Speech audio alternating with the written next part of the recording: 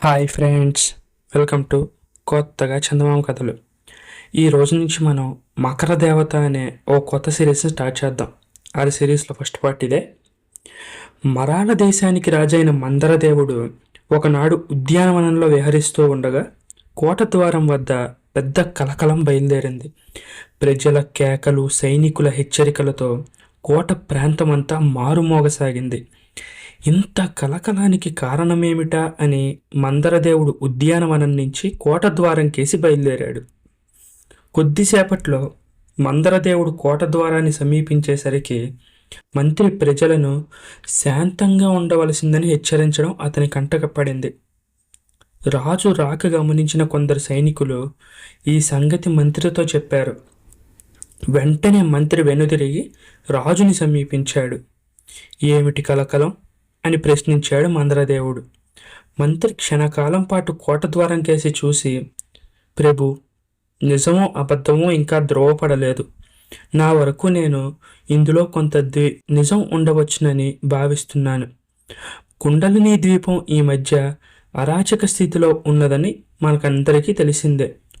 పోతే ఇప్పుడు వచ్చిన వార్త ఏమిటంటే ఆ ద్వీప రాజ్యాధికారాన్ని నరవాహన మిశ్రుడనే సేనాని హస్తగతం చేసుకుని మన రాజ్యం మీదకి దాడి చేయడానికి బయలుదేరాడని.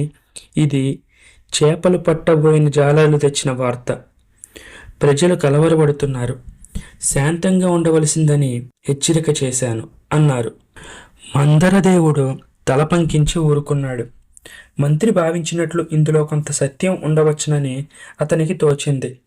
రాజు మౌనం వహించడంతో ఆయన ప్రమాదాన్ని శంకిస్తున్నాడని గ్రహించిన మంత్రి, ప్రభు, ముందు జాగ్రత్త కోసం తగు ఏర్పాట్లు చేయవలసిందిగా సేనానికి కబురు పంపాను. ఈ వార్తలోని నిజానిజాలు సూర్యాస్తమయం లోపల మనం వేగుల ద్వారా తెలుసుకోవచ్చు. వారు వచ్చే వేళ అయింది అన్నాడు. మందరదేవుడు మంత్రికేసి ప్రశ్నార్థకంగా చూసి ఒక్క క్షణం ఆగి, సరే, ఆ వార్తలోని నిజానిజాలు తెలియగానే నాకు తెలియపరచు. నీకోసం ఎదురు చూస్తుంటాను అంటూ భవనం వైపుకు వెళ్ళిపోయాడు.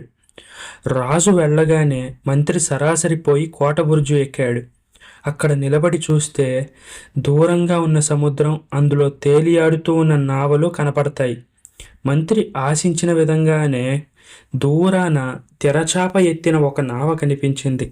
అది సూటిగా మరాళ ద్వీపం కేసి వస్తున్న సూచనగా క్షణక్షణానికి మరింత స్పష్టంగా కనిపించసాగింది.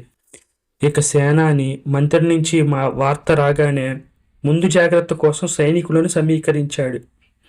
చుట్టూ సముద్రం చేత ఆవరించబడిన మరాళ ద్వీపానికి అప్పుడప్పుడు చేరువలో ఉన్న ద్వీపరాజ్యాల నుంచి ప్రమాదం సంభవిస్తూ ఉండేది. ఈ కారణం వల్ల మరాళ రాజ్యంలోని ప్రతి పురుషుడు అంతో ఇంతో సైనిక శిక్ష పొందడం రాజశాసనంగా ఉండేది. సేనాని కొందరు సైనికులతో సముద్ర తీరానికి బయలుదేరాడు. మరాళ ద్వీప నావికా దళం కూడా అవసరమైతే శత్రునావలతో యుద్ధానికి తలపడేందుకు సిద్ధమవుతోంది. శంఖనాదాల ద్వారా, చాటింపుల ద్వారా ప్రతి నావికుడు సముద్ర తీరాన ఉన్న తమ తమ నావలకు రావలసిందిగా ఆజ్ఞాపించబడ్డాడు. కోట బురుజుపై ఉండి ఈ సన్నాహాలను చూస్తున్న మంత్రి సేనానుల జాగ్రత్తకు, విధి నిర్వహణలో వారు చూపుతున్న శ్రద్ధకు చాలా ఆనందపడ్డాడు. కానీ మంత్రి పొందిన ఆనందం అంతలోనే ఆదుర్దాగా మారింది. వేగులు వస్తున్న నావకు వెనకగా కొంత దూరంలో హఠాత్తుగా నల్లని మేఘాలు కమ్మినట్టయింది. అది తుఫాను సూచనేమో అని మంత్రి అటు పరికించి చూసేంతలో అవి మేఘాలు కావని, కొన్ని యుద్ధ నావలు గుంపుగా మరాళ ద్వీపం కేసి రావడమని అతను గ్రహించాడు. ఆ మరుక్షణంలోనే ఆ యుద్ధ నావల నుండి నల్లటి పొగలు బయలుదేరాయి. కొద్దిసేపటికల్లా నూనె గుడ్డలు చుట్టి నిప్పంటించడం వల్ల మండుతున్న కొన్ని బాణాలు వేగులు వస్తున్న నావ మీదకి రాసాగాయి. జాలరులు తెచ్చిన వార్తలు నిజమని అప్పటికి మంత్రి అర్థం చేసుకున్నాడు. ముందు ఏ హెచ్చరిక ఇవ్వకుండా, యుద్ధ ప్రకటన కూడా చేయకుండా ఇతర దేశాల మీద దాడి చేసే కొత్త సాంప్రదాయాన్ని, కుండలిని రాజరికాన్ని హస్తం చేసుకున్న నరవాహన మిశ్రుడు ప్రారంభించాడని మంత్రి పళ్ళు కొరికాడు. 100-200 సంవత్సరాల కిందట శాక్తేయుడనే మాంత్రికుడు ఈ విధంగా యుద్ధ ప్రకటన చేయకుండా చాలా ద్వీపరాజ్యాలను దోచుకున్నాడు. అతను రాజవంశీయుడు కాదని, మాంత్రికుడు కనుక అలా అధర్మంగా ప్రవర్తించాడని అప్పట్లో చాలామంది సరిపెట్టుకున్నారు. మంత్రి ఇలాంటి ఆలోచనలతో ఉండగా మరాల ద్వీప నావికా సైన్యం తమ నావకు రానున్న ప్రమాదాన్ని గ్రహించి ముందుకు ఉరికింది. సైనికులు సింహనాదాలు చేస్తూ నావలను ముందుకు నడిపించారు. కొద్దిసేపట్లో సముద్ర తీరానికి 4-5 మైళ్ళ లోపల కుండలిని, మరాల ద్వీప నావికా దళాలు యుద్ధానికి తలపడ్డాయి. ఇంతలో సైనికులు కోట బురుజు పైకి రాసాగారు. ఒకవేళ మరాల ద్వీప నావికాదళం ఓడించబడితే పట్టణాన్ని రక్షించేందుకు ముందు జాగ్రత్తగా సైనికులు అక్కడికి పంపబడ్డారు. మంత్రి ఆ సైనికుల్లో ఒకరిని పిలిచి యుద్ధ వార్తలను రాజుకు చెప్పేందుకు పంపాడు. ఈ లోపల సముద్రంలో నావికా యుద్ధం ముమ్మరంగా సాగుతోంది. ఇరుపక్షాల నావికులు ప్రాణాలకు తెగించి పోరాడసాగారు. నూనెలో ముంచిన గుడ్డలను బాణాలకు చుట్టి నిప్పంటించి ఒకరి నావల మీద ఒకరు విసురుకోసాగారు. నిప్పంటుతున్న నావల నుంచి సైనికులు సముద్రంలోకి దూకుతుంటే మండుతున్న నావలలోని మంటలను ఆర్పి వాటిని వశపరుచుకునేందుకు ఎదురుపక్షపు సైనికులు వాటిని ఎక్కుతున్నారు. కోట బురుజు మీద నుంచి ఇదంతా చూస్తున్న మంత్రి ఇప్పుడు జరుగుతున్న నావికా యుద్ధ పర్యవసానం తమ రాజ్యానికి అనుకూలంగా పరిణమిస్తుందన్న నమ్మకం సన్నగిలసాగింది. అతడికి ఉన్న ఒక ఆశ తాను పంపిన వేగులతో ఉన్న నావ సురక్షితంగా తీరం చేరాలని. అప్పుడు కానీ తనకు కుండలిని రాజ్యంలో జరిగిన మార్పులు, నరవాహన మిశ్రుడి సంగతి, ప్రజల మనస్థితి అర్థం కాదు. ఇంతలో వెనక అడుగుల చప్పుడు వినపడింది. మంత్రి తల తిప్పి చూసేసరికి రాజుకు యుద్ధవార్త తెలియపరిచేందుకు పంపబడిన సైనికుడు రొప్పుటూ రోసుకుంటూ అక్కడికి వచ్చాడు. ఏం జరిగింది? ఎందుకలా పరిగెడుతున్నావు అంటూ మంత్రి సైనికుణ్ణి ఆదుర్దాగా ప్రశ్నించాడు. రాజుగారి ఎక్కడ ఉన్నది తెలియడం లేదు అంటూ సైనికుడు తడబడుతూ జవాబిచ్చాడు. ఈ సంగతి నీకెలా తెలుసు అని అడిగాడు మంత్రి. అయ్యా, నేను వెళ్ళేసరికి రాజభవనం అంతా గందరగోళంగా ఉంది. కొద్ది నిమిషాల కిందట రాజుగారు వారి గదిలో నుంచి సహాయానికై కేకలు వేయడం, ఒకళ్ళిద్దరు దాసీలు విన్నామని చెప్తున్నారు. భటులు ఆయన కోసం భవనమంతా వెతికారు. ఆయన జాడలేదు. అంగరక్షకులు ఇద్దరు కూడా కనిపించడం లేదు అన్నాడు.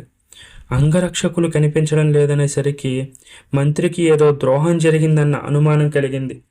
బహుశా ఇది కుండలిని ద్వీప రాజ్యాన్ని దక్కించుకున్న నరవాహన మిశ్రుడి కొత్త రాజనీతి ప్రభావం కావచ్చు అనుకున్నాడు. రాజు భవనంలో లేడనేది ఆయన కోసం వెతికిన భటులు చెబుతున్నారు కనుక ఆయన్ను బంధించిన వారెవరైనా ఈసరికి రాజును కోటగోడ అవతలికి తీసుకుపోయి ఉండవచ్చన్న అనుమానం కూడా కలిగింది. ఇలాంటి అనుమానం కలగడమే తడవుగా మంత్రి కొందరు సైనికులను వెంటబెట్టుకొని కోటపైన ఒక బురుజు నుంచి మరొక బురుజు వైపు పరిగెడుతూ వెలుపల ఉన్న అగర్త కేసి చూడసాగాడు. ఒక చోట కోట గోడకు వేలాడుతున్న తాడు, దాన్ని పట్టుకొని కిందకి దిగుతున్న 3 మనుషులు ఆయనకు కంటబడ్డారు. వెంటనే మంత్రితో ఉన్న సైనికులు అదిగో మహారాజు, ఆయన అంగరక్షకులు అని కేక వేశారు. ఇప్పుడేం చేయాలి? మంత్రికి పెద్ద గడ్డు సమస్య ఎదురైంది. కోట గోడకు ఉన్న మేకు నుంచి వేలాడుతున్న తాడును ఛేదించవచ్చు. కానీ అలా చేస్తే రాజు, అతన్ని నిర్బంధించి తీసుకుపోతున్న ద్రోహులైన అంగరక్షకులు అగర్తలో పడిపోతారు. అలా కాక చూస్తూ ఊరుకుంటే వాళ్ళు రాజును బంధించి నిరాటంకంగా తమ రాజ్యానికి తీసుకుపోతారు.